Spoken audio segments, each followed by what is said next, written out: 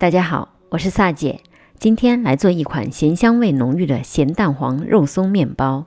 这款面包我们用汤种法来制作，先把高筋面粉和水混合，搅拌均匀，让面粉完全溶于水。小火加热，不断搅拌成为白色浆糊的样子，并且出现明显的纹路。汤种是将面粉中的淀粉提前糊化，让面团能达到更高的含水量，所以做出来的面包也就会更柔软，延长了存放时间。保鲜膜贴住表面盖上，放一边完全放凉之后冷藏一会儿。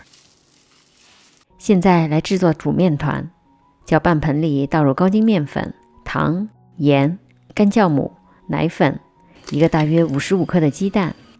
汤种不需要全部放入，大约80克左右。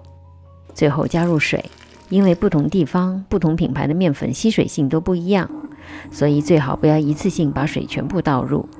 低速搅拌大约1分钟之后，面粉基本已经成团，捏一下面团的软硬程度，再决定是否加点水还是加入少量的面粉，继续低速搅拌1分钟。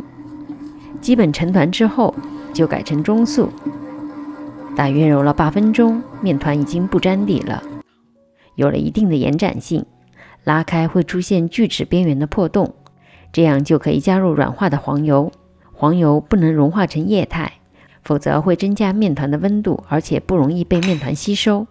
继续中速搅拌，黄油容易粘在盆壁和底部，需要不时的用刮刀刮干净。揉了7到8分钟左右，取出来做个手套膜测试，向四周慢慢的拉开，非常轻薄的手套膜，捅破的话，洞的边缘也都是比较光滑的。面团基本揉到这个状态就可以了。取出后反复向底部折叠，保证表面是光滑的。喷一点油防粘，盖上保鲜膜，进行第一次发酵，发到2倍大。我们来做馅儿，这是4个比较大的咸蛋黄，先需要把它蒸熟，放锅里蒸15到20分钟。取出之后压成碎末，不需要压得特别的碎，加入肉松和日式美乃滋酱，搅匀。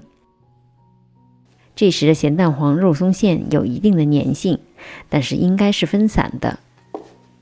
取出一点，用手指捏成一个圆形的馅儿，可以做成12份，每份大约15到16克。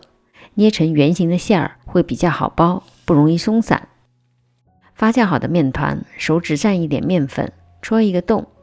如果面团不塌陷也不回缩，而且洞口会慢慢的闭合，就代表发酵恰到好处。不要用力撕扯面团，也不需要揉面，分割成12等份，每份大约40克。滚圆排气，表面保证光滑，盖上保鲜膜，松弛15分钟。取一块面团，光滑面朝下，拍打排气，擀成一个圆形的面片儿，放入馅料，底部收口捏紧。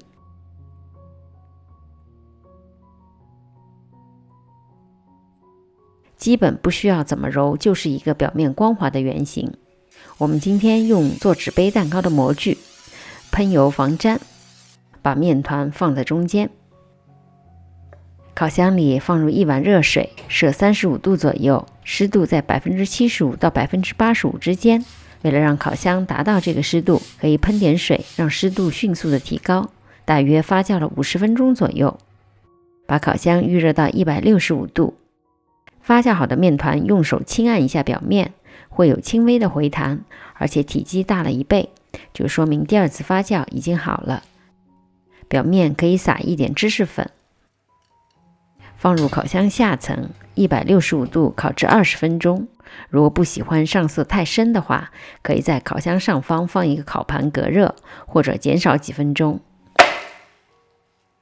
取出来之后，马上放在架子上放凉。这款咸蛋黄肉松面包非常的松软，面包小小的，最适合早餐或者孩子的午餐。大家喜欢的话，可以做完发作业到我的 Facebook。我是萨姐，如果您喜欢我的视频，别忘了点赞和订阅，有问题也可留言给我。其他视频请进入萨姐的南腔北调观看，我们下集再见。